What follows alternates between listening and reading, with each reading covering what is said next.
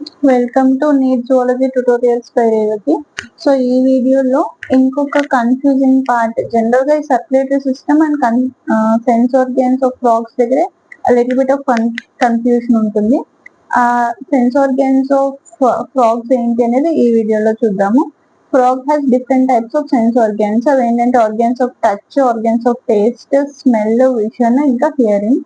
Touch nothing but sensory papillae, taste వచ్చేసి taste buds, smell వచ్చేసి nasal epithelium, and vision కోసం eyes, hearing కోసం tympanum with internal year.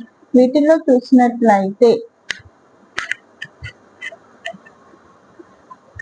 మనకి eyes, internal ear are well organized structures. Eyes ఇంకా internal ears మాత్రమే well organized structures. ఇంకా మిగతావి చూసినట్లయితే నథింగ్ బట్ నేజల్ ఎపిథీలియం,